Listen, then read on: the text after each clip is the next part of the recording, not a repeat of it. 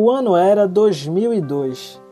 Em uma pequena escola privada, na periferia do Recife, os corredores entre as salas de aula foram tomados por alunos eufóricos. Ansiosos, dedicavam-se aos ajustes finais antes de um dos trabalhos pedagógicos mais esperados pelas turmas das antigas quinta e sexta séries. Após semanas de muita pesquisa, os alunos produziram cartazes coloridos e muito bem ilustrados para apresentar diante de um professor e dos demais amigos de sala o que aprenderam sobre o importante escritor e professor da matemática, Malba Tahan. À época, aos 11 anos de idade, Paulo Felipe Conte, um dos alunos da turma, ficou encantado com o legado e obra do escritor. Influenciado pelo trabalho escolar, passou a enxergar a matemática de uma maneira diferente, deixando de lado o preconceito atrelado à disciplina, uma vez que, para a maioria dos amigos de escola, a matéria era vista como extremamente difícil. Hoje, aos 29 anos, Paulo Felipe preserva, na memória, lembranças afetivas do trabalho escolar, ainda no ensino fundamental, sobre o escritor matemático. E essa experiência fica hoje muito mais registrada como uma memória afetiva. Claro, também acompanhada pela sensação que nós tivemos ao sermos apresentados a uma nova forma de pensar a matemática e em formas muito mais dinâmicas, alimentadas por essas aventuras do personagem, para compreender a disciplina diante dos seus desafios para o presente e para o futuro. Acontece que esse pensamento e essa memória permanecem vivos na medida em que nos convidam a refletir sobre a necessidade constante que os professores têm de se reinventar, ao encontrar formas para serem entendidos da melhor maneira possível e por um público mais amplo e o mais diverso possível.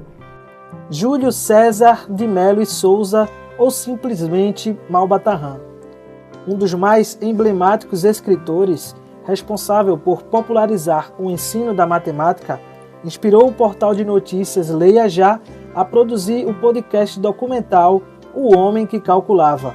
Sou Nathan Santos, editor de jornalismo, e conduzo a narração deste trabalho na companhia da repórter Elaine Guimarães. A proposta do podcast é transmitir o legado educacional do escritor brasileiro que, contrário às maneiras arcaicas e impositivas de ensino da matemática, apresentou formas lúdicas de propagar a disciplina entre estudantes e professores. Além de passear pela história de Júlio César ou Malba Tahan, nosso projeto fomenta um debate envolvendo especialistas acerca de desafios da atualidade no que diz respeito ao aprendizado matemático nas escolas brasileiras. Também participam deste documentário, como produtora e editor de áudio, respectivamente, a jornalista Camila de Assis e o editor técnico Caio Lima. Júlio César de Mello e Souza nasceu no dia 6 de maio de 1895, no Rio de Janeiro. Sua infância, no entanto, foi na cidade interiorana de Queluz, em São Paulo. João de Deus de Mello e Souza e Carolina Carlos de Toledo, pais de Júlio César, trabalhavam como professores nessa mesma cidade. Sob a influência educadora dos pais, Júlio César fez a formação primária em casa, bem como ajudou sua mãe nas atividades escolares. Ao apagar o quadro, distribuir cadernos aos alunos ou até mesmo contar histórias para as crianças mais novas, ele teve contato, ainda menino, com a literatura e a prática docente. Com 8 irmãos, Júlio César levou uma vida simples, em decorrência de dificuldades financeiras. Aos 11 anos de idade, após ser aprovado em um exame de admissão, voltou ao Rio de Janeiro para estudar no Colégio Militar durante 3 anos.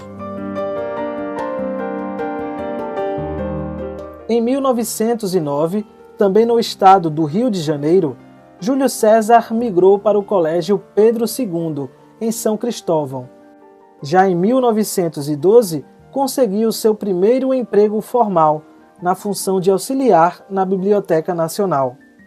Um ano depois, ele ingressou no curso superior de engenharia na Escola Politécnica da Universidade do Brasil. Após a morte do pai, a família se mudou para a cidade do Rio, em 1914. Na época, a mãe de Júlio criou uma escola, onde ele e seus irmãos atuavam como professores e, por questões financeiras, residiam no porão do próprio prédio. Desde a infância, Júlio era fascinado pela literatura. Aos 24 anos, quando trabalhou como tradutor de correspondências de guerra em um jornal no Rio de Janeiro, ele entregou um de seus contos ao editor do veículo de comunicação. O trabalho, porém, foi desprezado. Júlio, então, pegou o texto de volta e pôs, como autor, um nome americano inventado. Em seguida, disse ao editor que se tratava de um renomado escritor estrangeiro. No dia seguinte, o conto em questão, chamado de A História dos 8 Pães, havia sido publicado pelo jornal.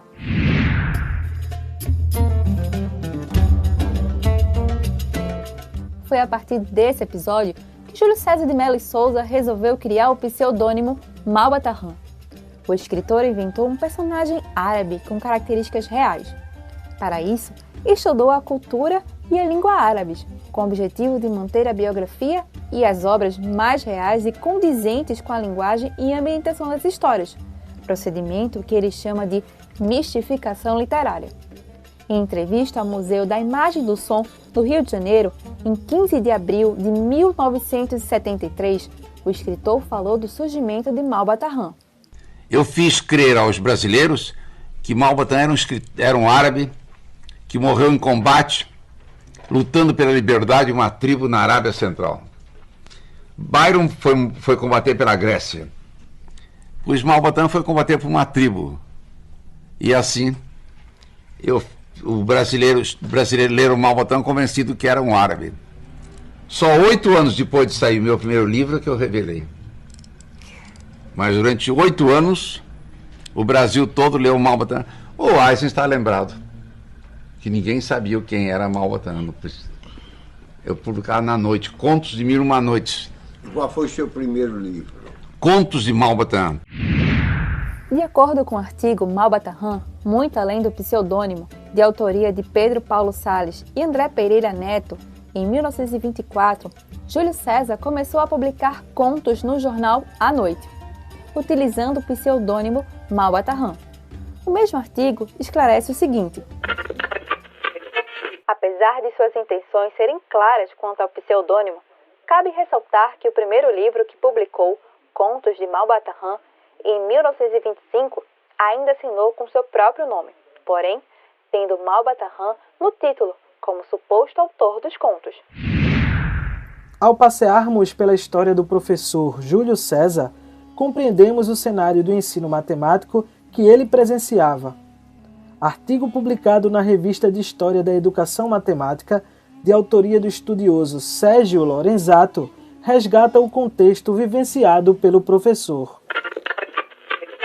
Nas décadas em que Júlio César de Mello e Souza viveu, o ensino e a aprendizagem da matemática se caracterizavam por muitas definições e fórmulas, rigorosas demonstrações, exercícios com cálculos imensos, o que induzia os alunos à memorização de processos e de resultados, qualquer que fosse a série ou idade. A matemática já era a disciplina que mais reprovava e também a mais temida. Ela era concebida como um conjunto de conhecimentos completamente acabados e ordenados. A relação de conteúdos era rigidamente determinada, sendo a mesma para todas as escolas. O mesmo artigo descreve em detalhes a maneira como a sociedade se relacionava com o ensino da matemática. As atividades dos alunos usualmente se resumiam na transcrição ditada pelo professor e na cópia do que este escrevia no quadro negro. Não existiam periódicos, livros ou artigos a respeito do ensino da matemática. Apenas alguns poucos livros didáticos para os alunos. Não existiam movimentos educacionais para melhorar o ensino da matemática, nem cursos universitários para a formação de professores de matemática. A meia dúzia, que assim se titulavam, tinham apenas o objetivo de formar matemáticos. A carência de professores licenciados era enorme, mas a sociedade aceitava isto sem questionamentos, bem como aceitava crendices tais como: bom professor de matemática é aquele que reprova muitos alunos. doutor em didática da matemática pela Universidade Autônoma de Barcelona, o professor Antônio José Lopes Bigode detalha qual matemática era criticada por Malba-Tahan. Uma matemática que um exercício você levava de 20 a 30 minutos para tentar resolver. Uma matemática com números que tinham 4, 5 casas decimais. Uma matemática que só tinha como objetivo mostrar para os alunos que eles eram incompetentes. Era esta a crítica do Malba-Tahan. Então, o Malba-Tahan traz problemas instigantes, problemas que te obrigam a pensar, não problemas que querem saber se você tem fôlego, né? Vou fazer um contraponto com a educação física. Eu, quando fiz educação física, tá? Eu não aprendi as potencialidades do meu corpo. Eu não olhei a educação física na minha época, porque era um curso muito tradicional, do ponto de vista da saúde, do corpo, da cultura. Eu fazia 40 flexões, eu dava 30 voltas em torno da quadra, eu levantava 60 vezes não sei quanto peso, e isso não é cultura, não é educação física. Do mesmo jeito que se eu te der uma lista com 100 problemas de multiplicação, com números quebrados, com 3, 4, 5 casas decimais, o teu raciocínio não está sendo desenvolvido, tá? Ao contrário, você vai criando um bloqueio em relação à matemática, porque essa não é uma matemática interessante. E o que é que ele trazia nos seus livros? Matemáticas instigantes, matemática que qualquer pessoa que tenha atenção sobre o raciocínio lógico consegue resolver, independente dela ter recebido uma instrução. O artigo Malba-Tahan, muito além do pseudônimo, analisa as correlações estabelecidas entre o professor Júlio César e a sua criação. Nesse sentido, Júlio César se faz presente por meio do personagem, buscando determinados objetivos literários, além de outros de cunho humanista, moral e social. O escritor e professor, durante sua vida, também vivenciou combates, muitos deles atuais, como o que ele denomina de algebrismo. O artigo traz a visão de Júlio César de Mello e Souza acerca do algebrismo. Descrevia como um inimigo roaz e pernicioso, o inimigo que é para a matemática como a broca para o café, a lagarta para o algodão e a saúva para todo o Brasil. Júlio publicou livros de divulgação científica, tais como Matemática Divertida e Pitoresca, de 1941, Diabruras da Matemática, em 1943, As Grandes Fantasias da Matemática, em 1945, entre outros, que pudessem tornar a matemática acessível e prazerosa a todos. Outro de seus combates se traduz na figura de Beremiz, o homem que calculava. Ao criá-lo, Júlio constrói um personagem semelhante a tantos homens sábios e que dominam os cálculos, apesar de não terem frequentado os bancos escolares. Além disso, Beremiz tem princípios morais rígidos. Ele se recusa a fazer qualquer cálculo cujo resultado pudesse promover a guerra, a fome, a morte ou qualquer forma de injustiça.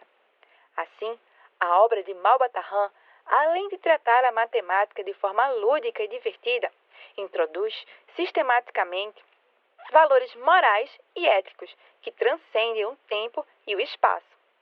Beremiz é o porta-voz desses valores, um homem simples que dá aulas de matemática e de moral aos leitores e àqueles que ocupam poder. Para a doutora em educação e professora da Universidade Federal do Rio Grande do Sul, Andréa Dalcin, Malba-Tahan, ou o professor Júlio César, era um educador à frente do seu tempo, preocupado em transmitir um ensino matemático lúdico e divertido. Ele estava muito à frente do seu tempo. Ao longo de sua trajetória de vida, foi desenvolvendo algumas ideias centrais e importantes, mas é importante dizer que ele não desenvolveu uma metodologia no sentido de um método de ensino que possa ser aplicado hoje. É preciso compreender o Malba-Tahan dentro da sua época. Logo, ele viveu diferentes momentos da história da educação matemática. A sua principal contribuição para mim talvez seja a sua preocupação em tornar a matemática algo interessante, divertido, que ultrapassa as necessidades básicas da vida cotidiana. O Malba-Tahan traz uma matemática que que se relaciona com outras áreas, em especial com a literatura. Uma matemática que potencializa a resolução de problemas inusitados. Os problemas que o Malbatan apresenta nos seus livros são extremamente criativos, instigantes e que muitas vezes brincam com a lógica. Ele faz duras críticas ao modo como a matemática era apresentada pelos matemáticos e professores da sua época, que era geralmente apresentada como algo complicado, descontextualizado e nada divertido.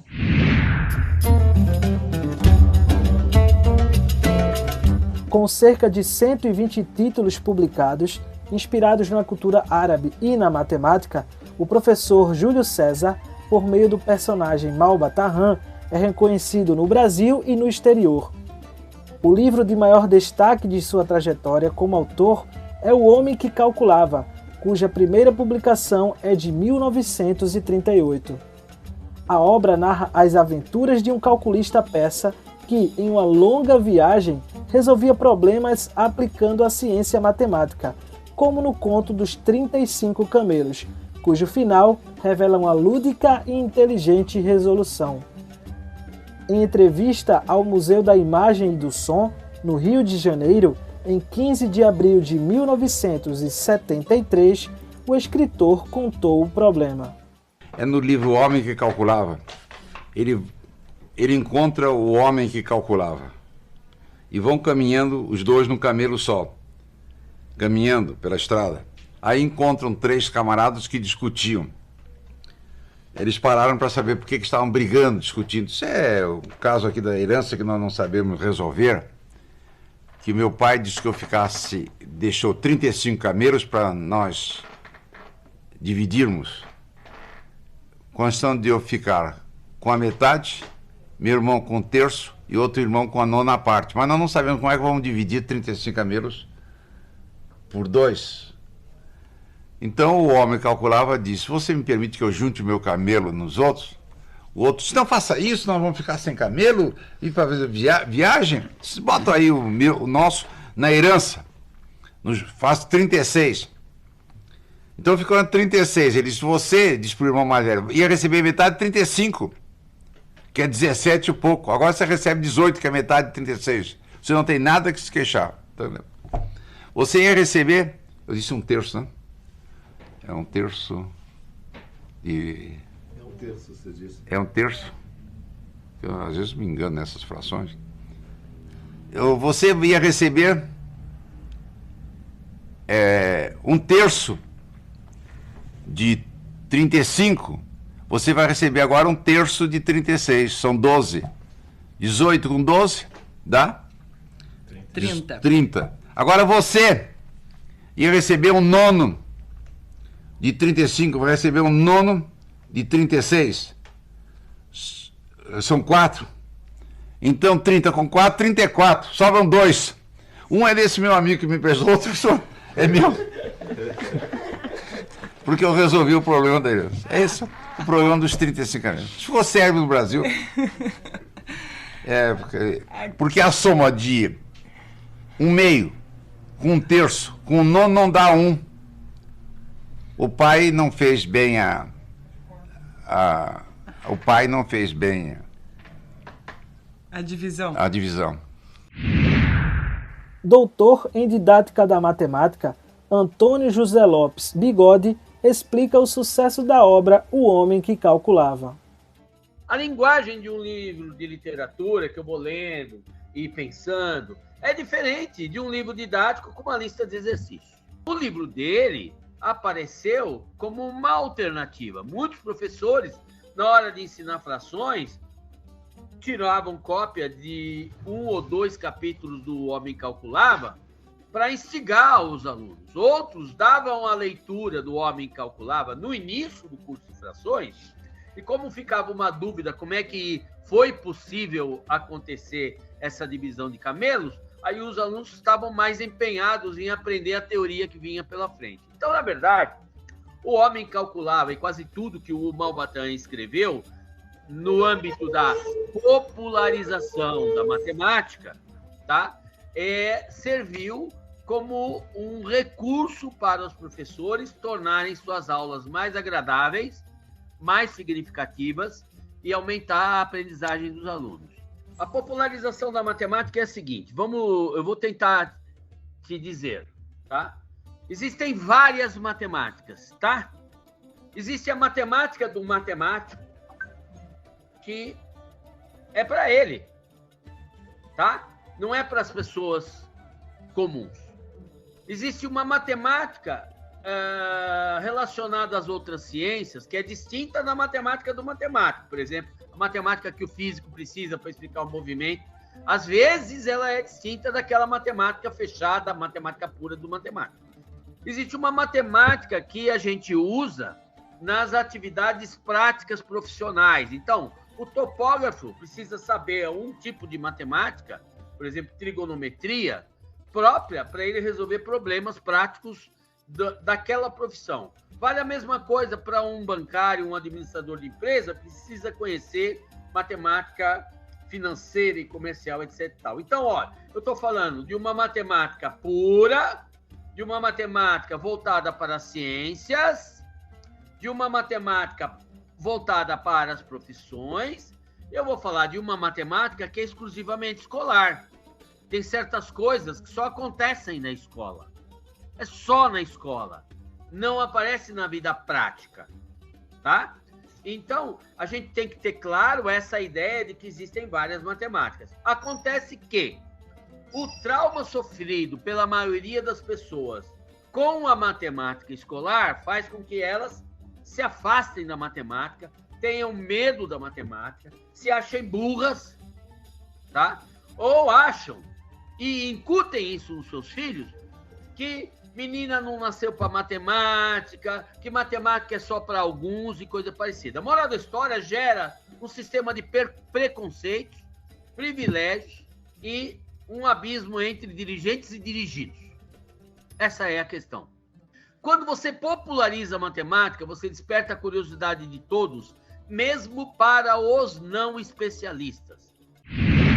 Professor Júlio César, além de sua contribuição literária, lecionou em importantes instituições de ensino. Entre elas está o Colégio Melo e Souza, criado pela própria família no Rio de Janeiro, além da Escola Normal e Universidade Federal do Rio de Janeiro. O tradicional Colégio Pedro II, também situado em solo carioca, é outro emblemático palco educacional para o escritor. Na instituição, iniciou como aluno e depois brilhou como um professor. De acordo com o coordenador-geral do Departamento de Matemática do Pedro II, Renato de Carvalho Alves, Júlio César construiu um importante legado para a educação brasileira como um todo, especificadamente para a instituição, tida no passado como grande referência no ensino da matemática no Brasil.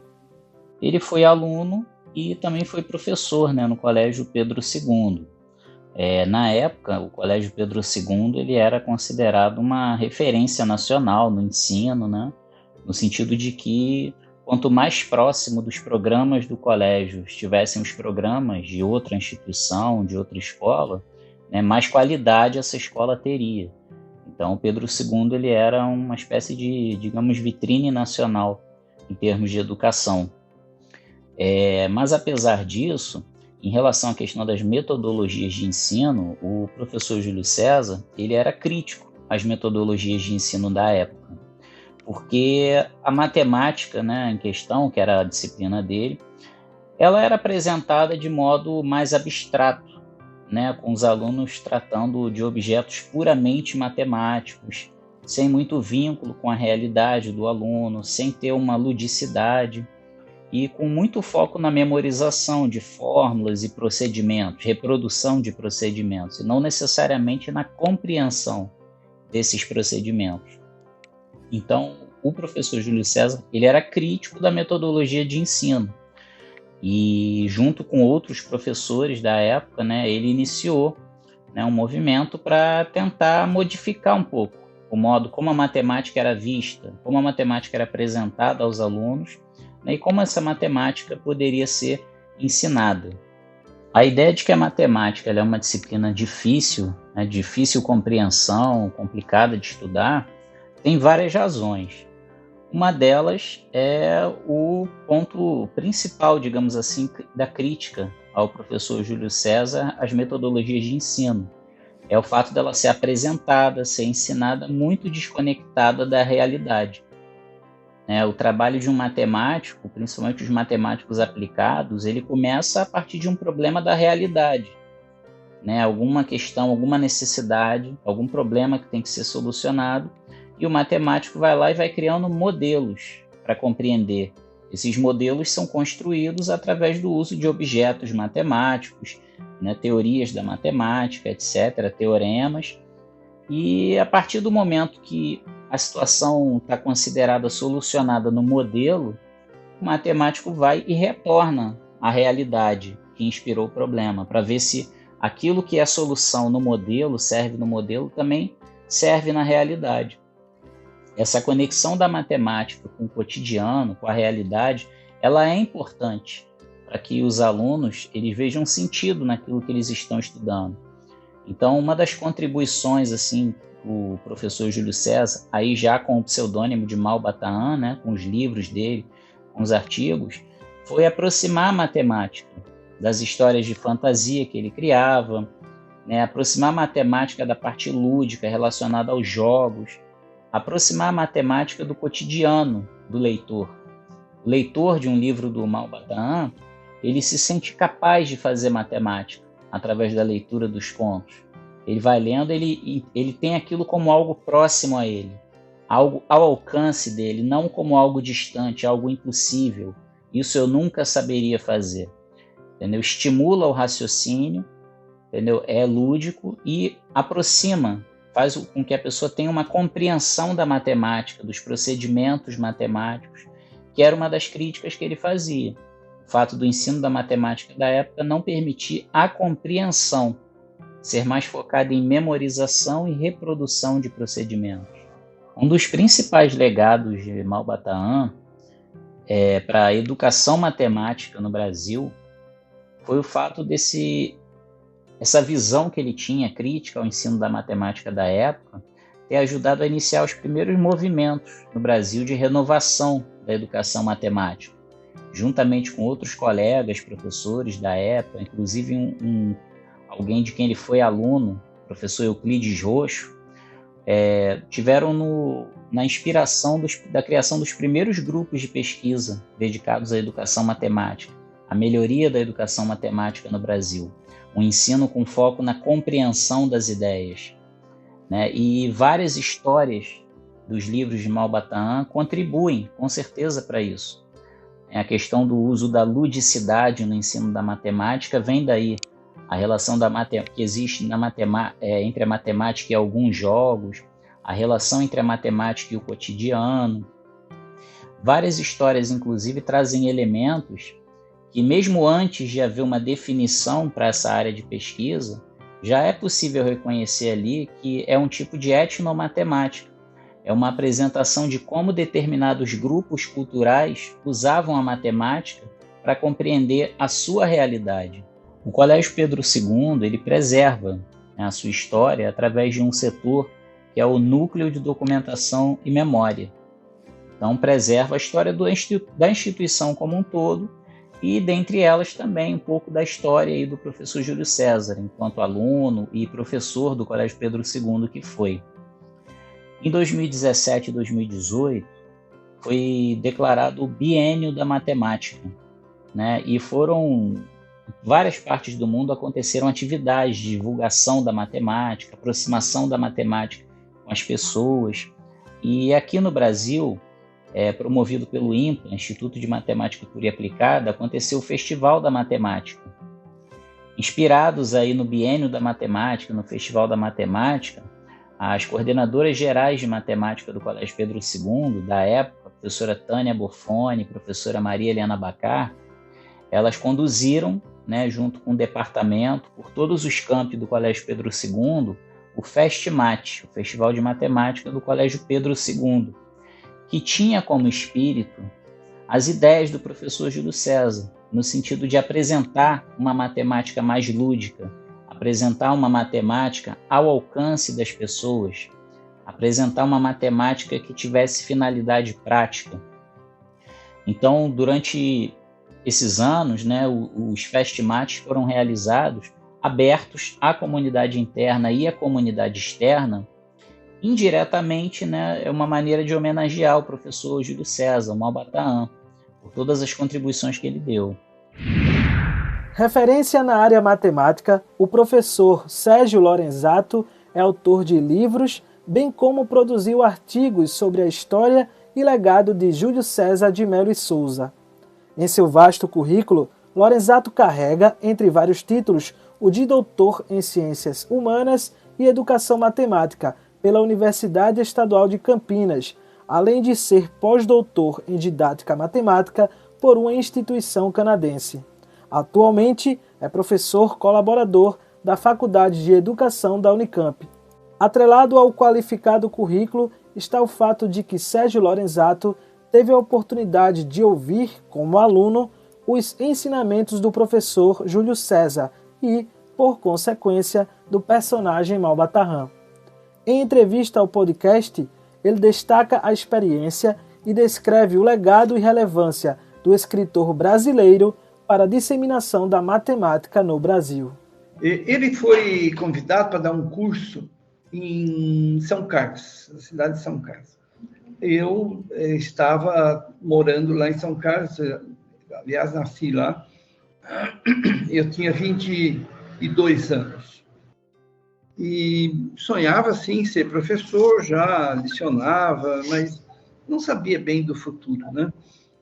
E eu encontrei esse professor, por acaso, porque não fui eu que convidei, nada, eu soube que ele estaria lá, e porque meu pai tinha uma livraria e vendia livros dele. E aí falou, olha, esse autor vem aí, ele me parece que é bom, porque eu vendo muito livro e tal. Vai fazer esse curso. Eu fui, sim, mais para obedecer meu pai, sabe? Não tinha fama, eu não conhecia esse tal de Malba-Tahan. Mas foi muito bom, muito bom. Quando terminou o curso, eu pensei assim, bom, dessa matemática que ele veio mostrar aqui, eu gostei. E eu, dessa matemática, eu gostaria de ser professor. Porque aquela matemática que me ensinaram era muito cheia de decorações, né? Começava com a tabuada, e vinha depois um monte de fórmula para calcular a área das figuras. Era muito desagradável mesmo, difícil para os alunos. E não tinha nenhuma alegria. E ele não, na aula ele contava histórias, né? Ele punha vozes dos animais, ele imitava os animais. Pensa que quando ele falava de uma história que tinha um urso, ele só falava no urso? Não, ele chegava lá e dizia assim, aí o urso chegou. Então, ele dava as dicas para os professores de como motivar as aulas com as crianças. Foi muito bom, achei ele muito, muito especial, sim. Eu só não sabia que ele já era, na época, famoso. Eu não tinha lido o livro dele, mas foi muito bom. Eu acho que ele deu um curso cheio de conceitos, e ele cuidava. E ele tinha também uma coisa muito interessante. Ele exigia que nós, alunos, fizéssemos um caderno, que ele chamava de caderno controlado. Cada página, um conceito. E ali, nessa página, tinha que anotar que jogo, que história, qual que poderia usar e qual era a essência daquela aula.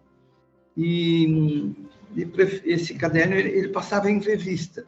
Cada 2, 3 dias, ele passava em revista, e quando ele gostava de uma página que foi feita pelo autor do caderno, ele carimbava. Ele carimbava, estava escrito uma coisa que eu não sabia o que era. Mais tarde é que eu descobri, era o nome Malba-Tahan em árabe. Ele começava como se ele não tivesse conhecido nenhuma relação entre aquela história, ou aquele material, aquele joguinho, um desafio, como se não tivesse nada com a matemática, que ele tivesse assim querendo encher linguiça, como a gente diz na Chile. Mas durante a aula você começava a perceber que aquilo era uma estratégia muito interessante para motivar uma aula sobre um certo assunto. O Brasil está cheio de professores, né, que dão aula de matemática. E uma boa parte deles, hoje, já ouviu falar, e alguns professam mesmo, utilizam nas suas aulas, histórias narrativas. Eles utilizam jogos, enfim, coisas que eles não tiveram quando foram alunos. Então, eles se sentem inovadores. Eu até aí concordo. Pena é que a grande maioria das pessoas, não só os professores, hein, contam histórias, mas não sabem que elas estão nos livros do Malba Tahan. Então, a influência é muito maior do que parece, porque eles não sabem, já um conta para o outro, né, e acha a história interessante e repete na escola. Mas não sabe que a fonte está lá. Lá onde? Ou no livro que se chama O Homem Calculável, ou num livro que está esgotado, que se chama Didática da Matemática. Agora, eu queria aproveitar um momento para te dizer o seguinte. Ele foi um lutador, porque na época que nós estamos aqui, 2021, é aceitável tranquilamente de que o professor de matemática deve usar paradoxos, sofismas, histórias interessantes, deve usar jogos e outras atividades aí de ordem didática que todos já reconhecem que tem efeito, sim, na motivação dos estudantes, independente da idade.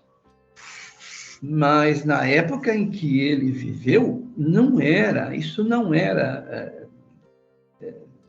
divulgado e, ao contrário, isso era tido como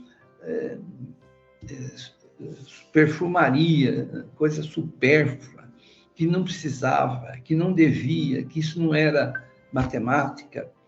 E essa história de que não era matemática era feroz, porque ele, através dos jornais que ele escreveu, principalmente no Rio de Janeiro, e depois para vários sucursais aí do Brasil, ele tinha um programa na rádio também, enfim, ele enfrentava semanalmente todos aqueles que insistiam em ensinar matemática da maneira antiga.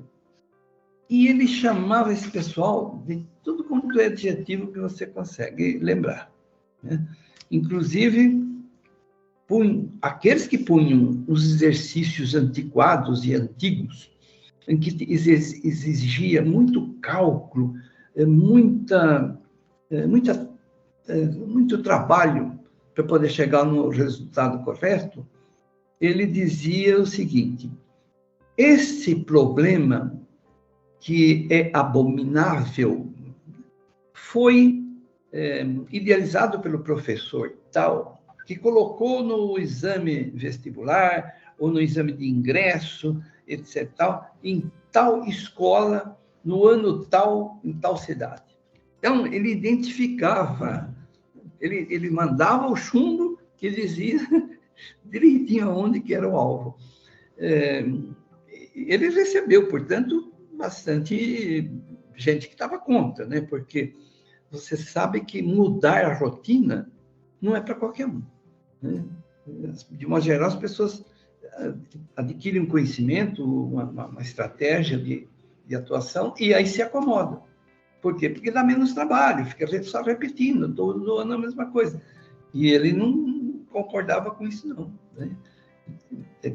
E ainda mais que o início era todo o que ele chamava de algebrismo. Ele era altamente contrário ao algebrismo. O algebrismo é aquilo que você deve ter, em algum momento, sofrido ou visto alguém sofrer numa escola, que é a repetição pela repetição. Então, a tabuada, por exemplo, vai tomar a tabuada. E se não souber, tem nota baixa, coisa assim. Mas para que isso? Não, porque é a tabuada que tem que tomar. A tabuada já era o fim. Ela não era um meio para conseguir um fim. E exercícios de geometria, principalmente de álgebra e de aritmética, né? Que cansavam as crianças, e criou-se o seguinte, por causa disso. Muita gente passou a não gostar da matemática, passou a temer a matemática, passou a odiar a matemática. E ela é tida até hoje como uma disciplina difícil. Quando, na verdade, eu posso garantir para você que não é. Assim como o infinito dos números, o legado de Malba-Tahan não se finda no tempo. Ele está presente, por exemplo, em pesquisas e teses acadêmicas que fomentam o relacionamento entre a matemática e a literatura, como explica a doutora em educação, Andréa Dalcin. No caso da literatura, há diferentes modos de se estabelecer essa conexão, e todas são importantes. A matemática, de certo modo, é também uma linguagem, precisa ser lida, compreendida, e a literatura pode contribuir com o processo de compreensão de conceitos matemáticos mais complexos. Do mesmo modo, a matemática está presente na produção de argumentos lógicos e na compreensão de elementos da realidade e da ficção. Eu e alguns orientandos, nós estamos trabalhando e avançando no estudo de diferentes modos de trazer a literatura para as aulas de matemática, para a formação de professores. Há diferentes pesquisas que estamos produzindo nesse sentido. Buscamos trazer a literatura do Malba-Tahan, os clássicos infantis, as obras de Isaac Asimov, os livros que agora estão virando séries para a televisão, para os adolescentes. Há uma grande quantidade de histórias que podem provocar questionamentos matemáticos e, portanto, podem ser usadas em sala de aula.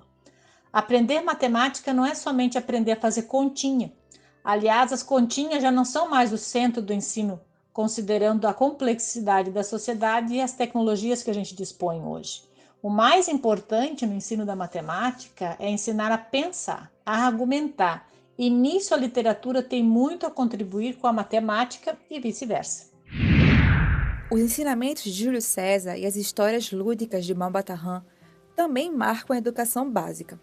O professor Ricardo Giet, responsável pelo trabalho escolar mencionado no começo do podcast, leciona há 25 anos e promove entre seus alunos atividades pedagógicas e de pesquisas acerca da história de Malba-Tahan. Sempre ao longo da minha carreira como docente, coloquei como proposta para os meus estudantes um trabalho de pesquisa sobre Júlio César de Mello e Souza.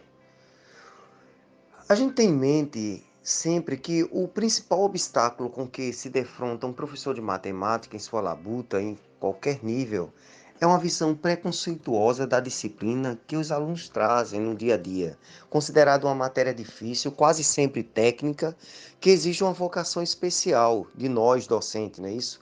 Ou até mesmo uma competência inata para a compreensão de suas ideias, de seus objetos. O legado desse escritor maravilhoso, extraordinário, influenciou no meu dia a dia como docente para evidenciar a matemática como uma ferramenta utilizada pela sociedade, de maneira diferente e lúdica. Ferramenta essa presente em todas as profissões e em todas as áreas de educação, proporcionando conclusões através de suas respostas ou deduções que os alunos trazem, claro, de uma possível solução para a história de Júlio César de Mello e Souza é sempre extraordinária, em qualquer linha do tempo.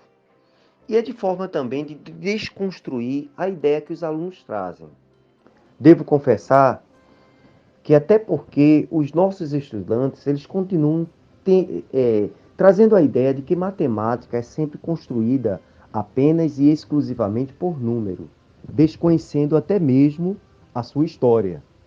A influência como professor foi a utilização da história da matemática, jogos matemáticos, eu poderia dizer, com apresentações lúdicas e acolhedoras para o desenvolvimento da educação.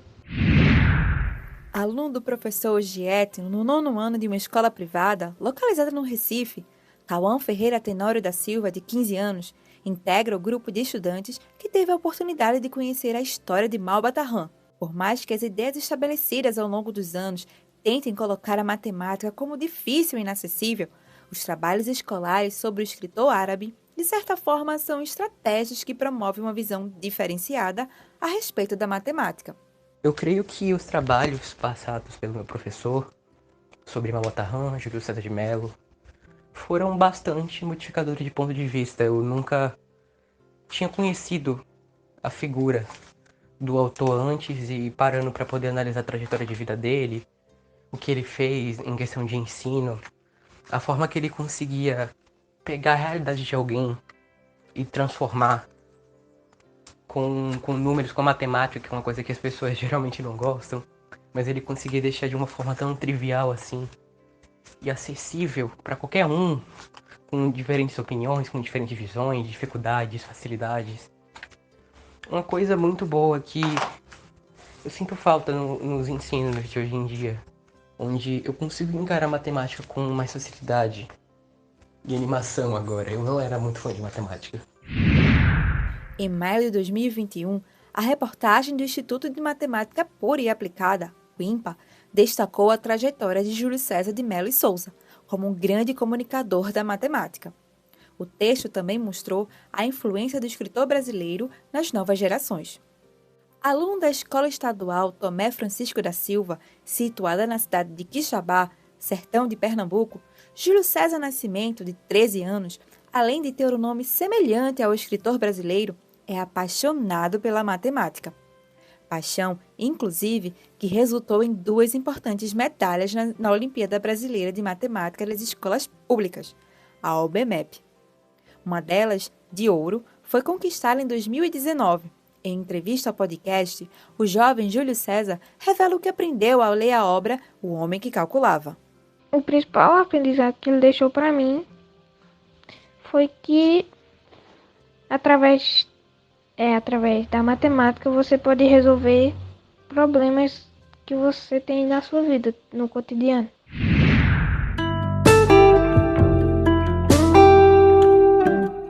Em 6 de maio é comemorado o Dia Nacional da Matemática. A data não foi escolhida por acaso. Nesse dia, nascia Júlio César de Mello e Souza, o Malba-Tahan. A iniciativa partiu da comissão organizadora do centenário de Malba-Tahan, em 1995, da qual faziam parte Pedro Paulo Salles, sobrinho neto de Júlio César de Mello, André Pereira, neto do escritor e educador, Antônio José Lopes Bigode, doutor em didática da matemática, Atílio Bari, teatrólogo, e o educador Valdemar Vello. Antônio José Lopes Bigode traz mais detalhes a respeito da data que celebra o escritor brasileiro. O Dia Nacional da Matemática, eu sou diretamente responsável pela existência dele, tá? Em 1995, eu, mais 4 colegas, sendo que um neto do Malba-Tahan, que é professor da Fiocruz, historiador, um sobrinho neto do Malba-Tahan, que é professor da USP, professor de educação musical, um grande editor chamado Valdemar Vello, que é um grande especialista em Malba-Tahan, mais um diretor de teatro chamado Atílio Bari, que tem um programa na TV Cultura, né? Chamado... eu vou lembrar o nome já. Ele tinha uma peça sobre o homem que calculava, que ficou há mais de 10 anos, atingiu, acho que centenas de milhares, beirando 1 milhão de alunos pelo Brasil afora, mais de 10 anos. Nós fizemos um comitê do centenário do Malba-Tahan, várias atividades, peças, exposições, relançamentos de livros, etc e tal. Um dos integrantes da comissão, Valdemar Mello, conta ao podcast que não teria figura de maior representatividade no que se refere à matemática para receber a homenagem neste dia. Dia da Matemática não poderia caber a outra pessoa a não ser o próprio Malbatã, o grande divulgador, né? Ele é reconhecido pela sua obra principal no mundo inteiro. São centenas de traduções, ou dezenas, mas bem próximo de centenas de traduções da sua obra pelo mundo, né? O Malbatã é o nosso grande divulgador da matemática por essa maravilha de integrar literatura com matemática. E o dia do nascimento dele é que foi escolhido, né? Na época, a iniciativa chegou a ser apresentada ao antropólogo Darcy Ribeiro, então senador da República pelo estado do Rio de Janeiro. No entanto, com o falecimento do historiador, em 1997, o projeto do Dia Nacional da Matemática sofreu um hiato de quase uma década. Propusemos para o então senador Darcy Ribeiro, senador pelo Rio de Janeiro, um dos maiores educadores da história do Brasil, cujo centenário vai ser comemorado em outubro do ano que vem, e ele apresentou o projeto do Dia da Matemática, e a ideia do Dia da Matemática é provocar os professores para fazerem atividades no intervalo próximo do aniversário do Malbatã, que é o dia 6 de maio, né? Então se faz grandes exposições, festivais de matemática, peças de teatro, músicas, poesia, exposição de arte matemática, ou seja, você põe a matemática para fora. Enquanto a Sociedade Brasileira de Educação Matemática reunia esforços para concretizar a homenagem a Malbatã, em 1995, a Assembleia Legislativa do Rio de Janeiro e a Câmara Municipal de São Paulo aprovaram o Dia da Matemática. Em 2004, o assunto voltou a ser pauta por meio do projeto de lei da então deputada estadual e atual secretária de Educação do Rio Grande do Sul, a professora Raquel Figueiredo.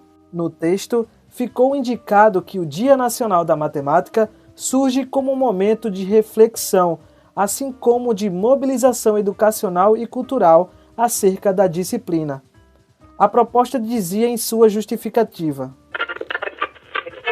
o Dia da Matemática será, certamente, uma data de reflexão e mobilização em torno da educação e da cultura, da matemática de modo particular, que, espera-se, contará com a participação das escolas e universidades, das secretarias de Educação e Cultura e de toda a sociedade, com a colaboração de entidades educacionais e científicas, como a Sociedade Brasileira de Educação Matemática.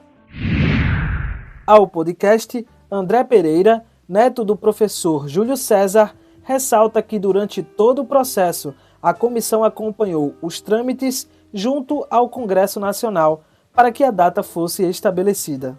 Nós, durante muitos anos, pleiteamos junto ao Congresso Nacional para que essa data fosse comemorativa ao Dia Nacional da Matemática. Da proposta até a homologação se passaram 9 anos. Durante sessão ordinária, realizada pela Câmara dos Deputados, após pressão do parlamentar Chico Alencar, em 2013, o projeto de lei de número 3.482/2004 recebeu aprovação por unanimidade. Na ocasião, representantes de cada partido político apresentaram justificativas, entre eles os deputados Otávio Leite e Carmen Zanotto, para instituir o Dia Nacional da Matemática. Otávio Leite, em depoimento publicado pela Câmara dos Deputados, enalteceu o Dia Nacional da Matemática. A iniciativa da deputada Raquel Teixeira, embora inicialmente tida como simples, no fundo tem um alcance de uma magnitude toda especial. Seja por enaltecer uma disciplina que tem que ser compreendida na exata dimensão da necessidade para a coisa prática do dia a dia das pessoas. No dia que nós alcançarmos a possibilidade que todos os brasileiros tenham a capacidade de discernir a matemática como um ingrediente para a sua vida e para o seu futuro, óbvio que a nação será muito mais desenvolvida. Portanto, a ideia de se instituir um dia nacional para enaltecer uma disciplina, no nome também desse grande personagem, Malbatã, nós teremos um paradigma, uma referência, algo que inspire as pessoas e os profissionais da educação para que se trabalhe cada vez mais no fortalecimento na dignidade da matemática, do profissional da matemática, do professor da matemática. Já a deputada Carmen Zanotto, também em depoimento divulgado pela Câmara, citou os esforços da professora Raquel Figueiredo em prol da homenagem a Malba Tahan. Que esse dia seja um dia motivador para que todas as escolas trabalhem esta matéria que ainda muitos têm preconceito, a dificuldade com a matemática, e que essa deputada que também teve essa ideia, que a gente veja o resultado disso no dia a dia das nossas crianças, desde a pré-escola, senhor presidente, porque é muito importante que a gente tenha estímulos e que se façam grandes concursos de matemática para motivar ainda mais este aprendizado. Alguns meses após a votação e aprovação, a lei que passou a ser 12.835 foi sancionada em 26 de junho de 2013 pela ex-presidenta Dilma Rousseff. E a partir desta data, o Dia Nacional da Matemática passou a integrar o calendário das educações básica e superior, mantendo vivo o legado de Júlio César de Mello e Souza, ou Malba Tahan, de forma atemporal.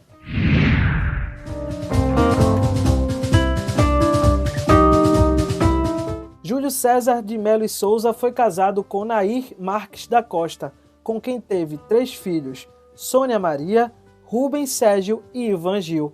Filho de Sônia, André Pereira resgata memórias afetivas com o avô e revela como Malba Tahan o influencia na vida profissional. Eu sou pesquisador da Fundação Oswaldo Cruz e trabalho na área da comunicação e saúde, mas levo comigo a lembrança de meu avô, porque sendo filho da filha, eu tive a grata oportunidade de conviver com ele, momentos indescritíveis durante as minhas férias de verão que ele passava na cidade de Caxambu, em Minas Gerais. Para a minha vida profissional, eu sigo os passos de Malba Tahan, que quando colocou Beremis no centro da cena, ele quis valorizar o saber e o conhecimento que vem das classes populares, que vem dos segmentos não escolarizados formalmente. Esse é o saber que vem de Beremis e é esse saber que faz com que o califa se curve ao saber de Beremis. Malba Tahan, cada vez mais vivo na minha mente e no meu coração. De acordo com o site oficial da família e admiradores de Malba Tahan, aos 79 anos, o professor continuava ativo, ministrando palestras e cursos, além de escrever uma coluna no jornal Última Hora.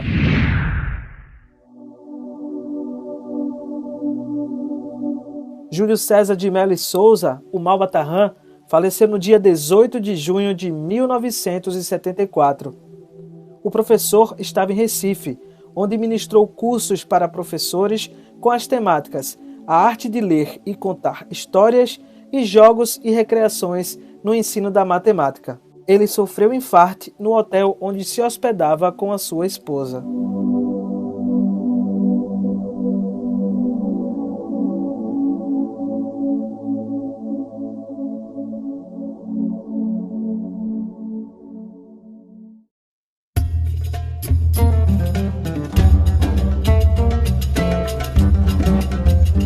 O legado de Malba Tahan, porém, resiste.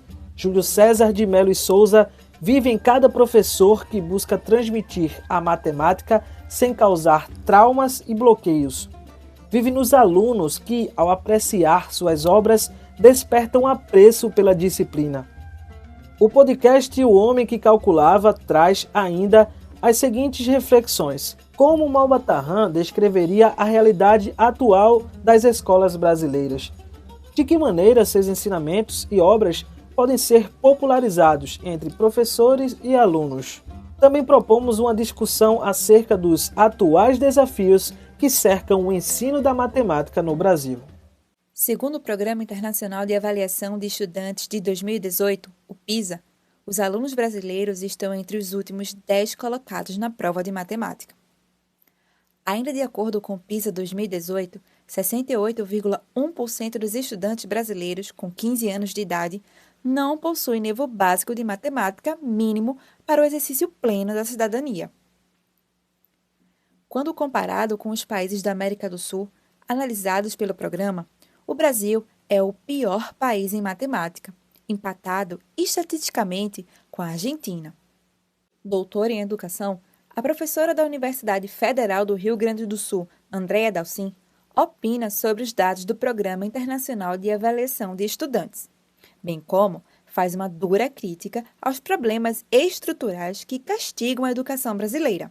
Esses rankings não me dizem muito, mais omitem do que dizem. Mostram que não sabemos várias coisas que caem nas ditas provas do PISA, mas não dizem quantas outras coisas sabemos e aprendemos. Por exemplo, agora durante a pandemia, o quanto tivemos que aprender, reinventar, sem as condições mínimas que muitos dos países que são avaliados possuem.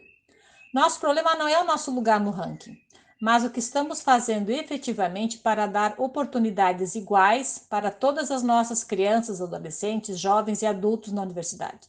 Enquanto não atacarmos de verdade dois problemas estruturantes, que são, no meu entendimento, o salário dos professores e as condições efetivas em sala de aula, não vamos avançar. Não é possível que ainda tenhamos escolas sem internet e alunos sem computador e internet depois de 1 ano e meio de pandemia. Não é admissível que ainda hajam escolas em que o único recurso do professor é um quadro velho e giz de péssima qualidade. Que as crianças e professores não têm acesso às tecnologias, que as crianças não possam permanecer na escola em atividade em tempo integral, aprendendo matemática, línguas e não só inglês, mas outras línguas também, praticando esportes variados, não só o futebol, desenvolvendo todas as habilidades que são próprias e que eles têm condições de desenvolver. Os professores ganhando salários que lhes obriguem a trabalhar em 2, 3 escolas sem a condição mínima de tempo para planejar aulas de qualidade. Por fim, a solução parece, no meu entendimento, simples, mas as ações e políticas públicas precisam ser coordenadas, planejadas e requerem engajamento entre pais, professores, políticos e governos municipais, estaduais e federal. A educação precisa deixar de ser tema de plataforma ou de palanque para eleições e se tornar efetivamente um direito e ter uma materialidade. Parece algo complexo, mas não é. Investir em educação é o principal investimento que o país precisa fazer para que haja possibilidade efetiva de futuro. É um investimento caro, constante e de décadas, mas com certeza haverá retorno, pois temos um grande potencial intelectual e criativo que precisa de condições para se desenvolver. O doutor em didática da matemática, o professor Antônio José Lopes Bigode, diz que os resultados dos exames educacionais, como o PISA, não devem ser avaliados de forma isolada. Também é necessário olhar o cenário econômico, social e político do Brasil. Isso é histórico, não é de hoje, tá? Desde que começaram a ser feitos esses exames internacionais, que o Brasil está lá na rabeira, tá? Isso tem a ver com o fato, em primeiro lugar, da situação política, econômica, social do país. Então, quem é que está no topo? São países que têm alto índice de desenvolvimento, um nível de desigualdade social pequeno. Então, tem um índice chamado índice Gini, né, que mostra a desigualdade social. Então, os países que estão no topo são países que têm uma economia sólida há anos, têm uma cultura e uma alfabetização sólida há décadas, tá? São países que têm altos índices de transparência e etc. e tal. Então, na verdade, querer olhar os resultados da matemática ou das ciências só do ponto de vista do exame está errado. A gente tem que olhar o país como um todo. O país vai continuar por mais 10, 15 anos lá embaixo, principalmente agora, em que há um descaso com a educação como um todo. Quando o professor tem que trabalhar 40, 50 horas, tá? E não tem tempo de montar sua biblioteca, etc. Tal. Quer dizer, os países que investiram na formação de professor, tá?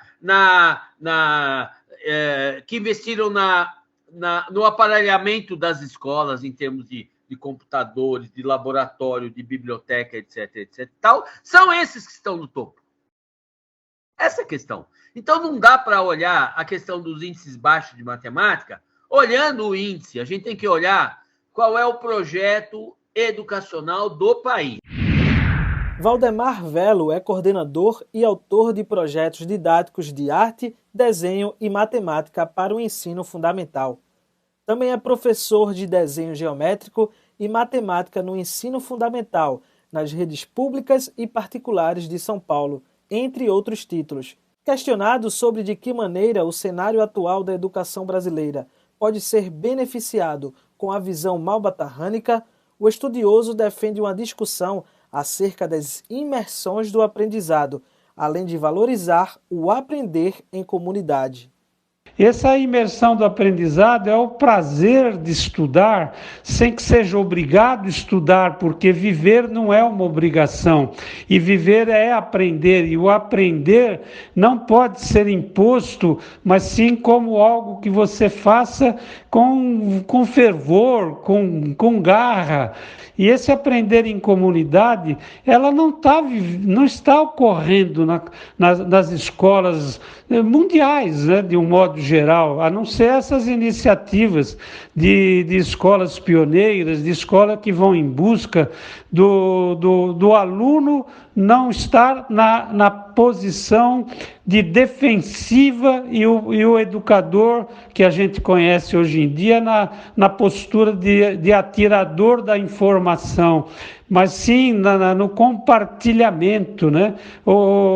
Em que situações escolares um aluno que saiba mais não estaria disposto a ensinar o outro que não está sabendo ou não consegue acompanhar a velocidade de um ensino padronizado, né?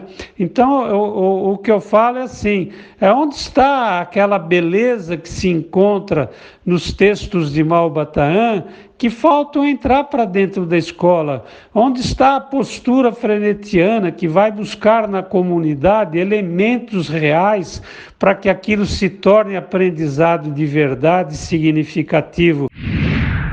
Levantamento realizado pela Tutor Mundi, plataforma de reforço escolar, apontou que estudantes dos níveis fundamental e médio elegeram a matemática como a disciplina mais difícil. De acordo com o estudo, física e química aparecem na segunda e terceira posições, respectivamente. Os assuntos matemáticos indicados como mais difíceis são equações elementares, conjuntos numéricos e análise combinatória. O pós-doutor em didática matemática, professor Sérgio Lorenzato, ao analisar as dificuldades do ensino da matéria no Brasil, indica que uma das causas do problema é a falta de conhecimentos de materiais sobre a didática da disciplina. E para poder ser mais exato, eu vou dizer a você que tem mais uma outra causa anterior a essa. Os cursos de formação de professores de matemática no Brasil, eles, diria para você o seguinte, vou dividir assim, a muito grosso modo, em dois grupos, esses cursos todos.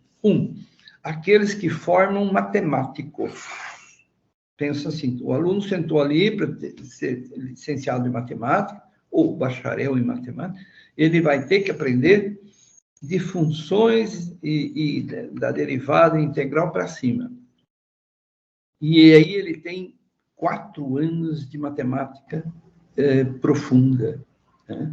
Que o matemático chama de elementar, evidentemente, porque depois ele deve desenvolver e até criar mais matemática ainda, né? Bom, isto posto merece os parabéns, né? As faculdades que fazem isso, as universidades, e que geralmente são as públicas, mas tem algumas particulares que também dão bons cursos para formar matemático. Só que essa matemática nunca vai cair, não vai ser dada para crianças e jovens, até o vestibular. Não, para ninguém, nenhuma. O professor recebe o diploma, vai dar aula e ele vai ter que dar aula de outras coisas. Não essa que ele viu no curso. Bom, agora também tem outro extremo, outros cursos, outro tipo de cursos, em que não dão nada de matemática também, e o professor recebe o diploma, depois ele vai dar aula, ele vai ter que repetir o que fizeram com ele, porque ele não teve aula de matemática. Vou te dar um exemplo mais próximo para você ver que eu não estou exagerando. Tem muitos cursos de pedagogia que não tem nada de matemática. Outros têm uma disciplina só. Durante 4 anos, 3 anos de pedagogia, o aluno não vê nada de matemática, ou se vê uma disciplina só. E ele recebe o diploma para dar aula para crianças do 1º, 2º, 3º, 4º e 5º ano. Mas ele nunca estudou nada de geometria. Como é que ele vai dar aula? Percebe? Não tem condições. Então, isso explica que se um professor não sabe matemática, ele pode saber histórias, narrativas, ele pode ter um bom laboratório, mas ele não sabe o conteúdo. E ninguém ensina o que não sabe, não adianta. Sabe? Ele pode ter boa vontade, interesse, mas ninguém consegue ensinar o que não entende. Tente lembrar de uma coisa que você espera um dia aprender, mas que você ainda não entende. Você vai ensinar isso? Mas como vai ensinar isso? Não sai da gente. Então, essa é uma causa muito profunda, feroz, né, que atua aí. A outra é a falta de didática, porque não conhecem a didática especial, né, especializada para o ensino da matemática. E aí você vê que o resultado, os jovens, as crianças, os que fazem concurso, eles acusam imediatamente. Porque você sabe que o Brasil tem estado muito, muito, muito mal nas avaliações internacionais. Nós estamos... É uma realidade, viu? E agora fica difícil para corrigir, porque nós estamos numa época não me refiro só a esse governo, não. Há uns governos vários aí, que em vésperas de eleições, eles falam muito em ajudar a educação, que a educação é importante. Depois que assumem, eles deixam os professores de lado. É uma categoria enorme no Brasil, talvez a mais ampla de todas, e não há família que não tenha, né, uma ligação com um professor, né, teoricamente, e ficam aí abandonados, ganhando muito pouco. Como é que... Então, fica difícil de sair desse fosso, né, que a educação matemática está hoje. A educação de modo geral, né? Promover eventos que disseminem a matemática nos colégios brasileiros é uma das ações que podem contribuir para melhores resultados pedagógicos. A OBMEP, Olimpíada Brasileira de Matemática das Escolas Públicas, por exemplo, é um desses eventos. Segundo o coordenador da Olimpíada, Cláudio Landim, diversão pode sim fazer parte das dinâmicas matemáticas. A OBMEP contribui para a propagação da matemática de várias formas.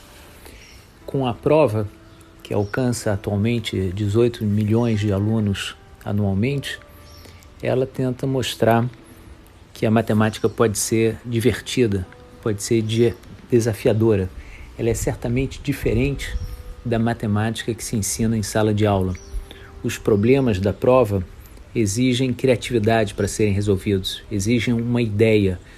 Não é uma matemática muito repetitiva, que é aquela que se ensina na escola. Você aprende um novo conceito, logaritmo, ou resolver uma equação do segundo grau, e você então tem 200 exercícios muito parecidos uns com os outros, onde você tem que extrair as raízes de uma equação de segundo grau.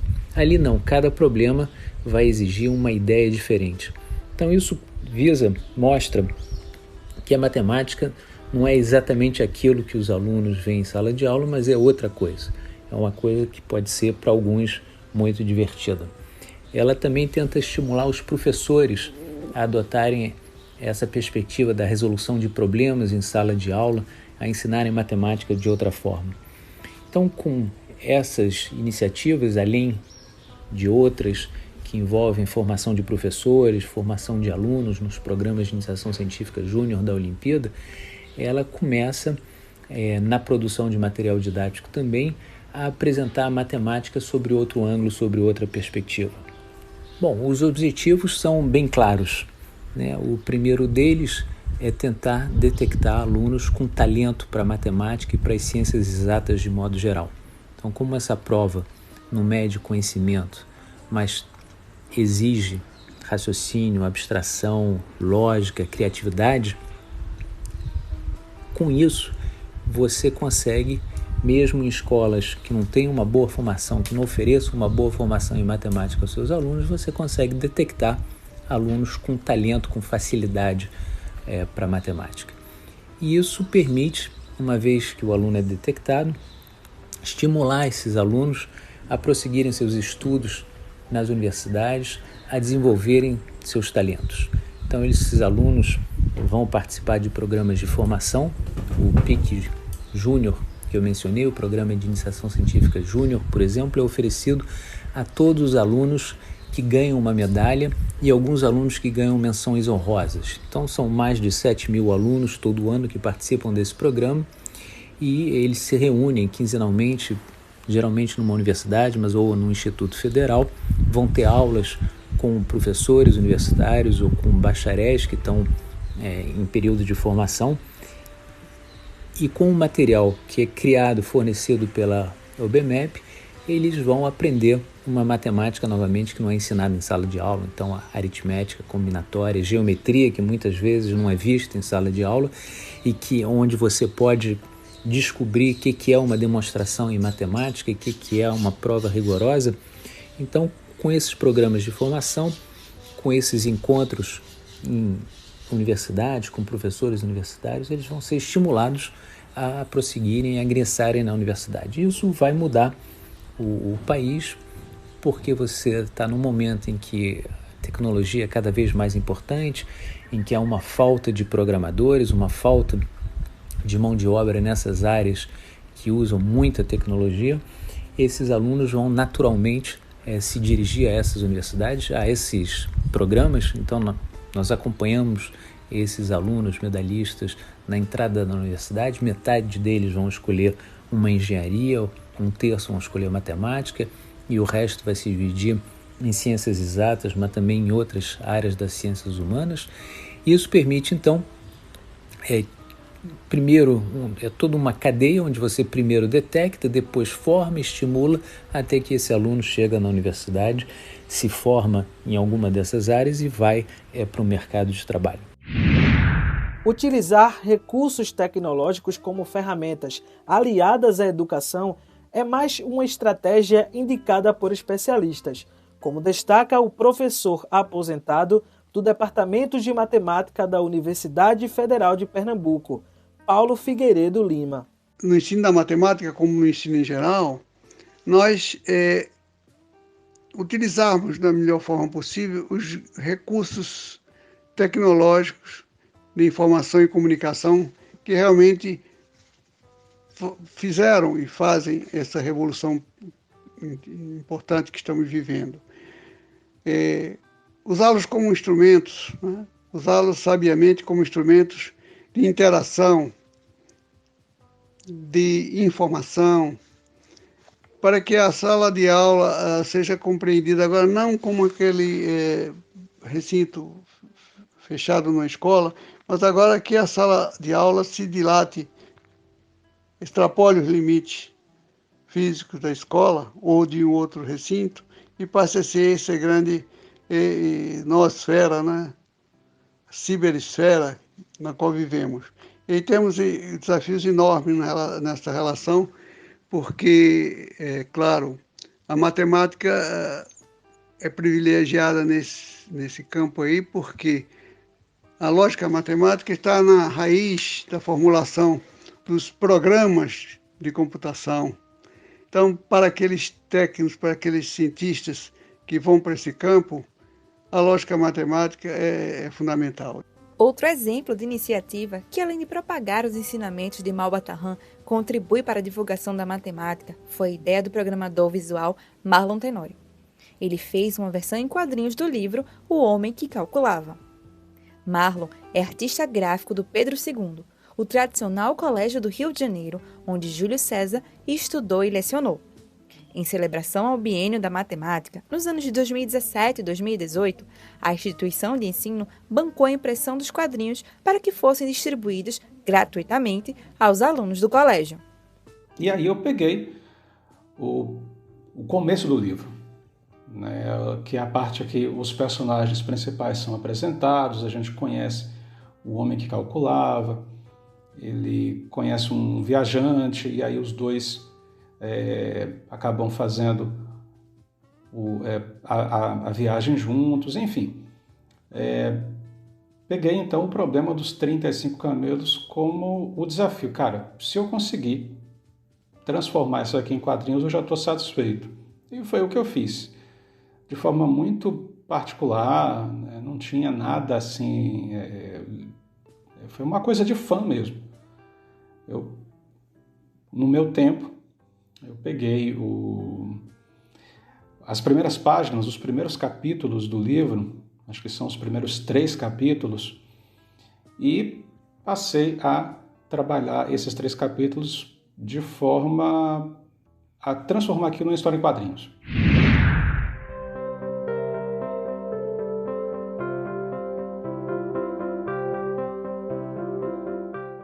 Um dos pioneiros da etnomatemática, área do conhecimento que surgiu no âmbito da antropologia para promover o entendimento da matemática em diferentes contextos, povos e culturas, Malba-Tahan nos deixou, além de obras importantes, a ideia de que o conhecimento não pode ser para poucos. O saber das classes populares precisa ser valorizado.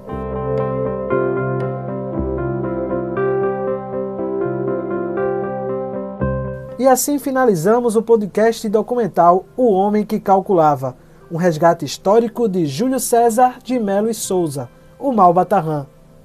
Sou Nathan Santos, editor de jornalismo do portal Leia Já, e conduzi este trabalho com a repórter Elaine Guimarães.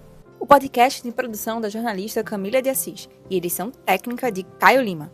Obrigada por nos acompanhar e conhecer a história de um dos professores mais importantes para a educação brasileira.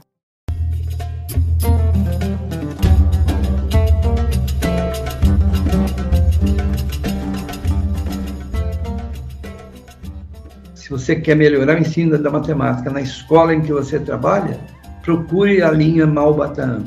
O legado da obra de Malba-Tahan, para mim, parece indiscutível.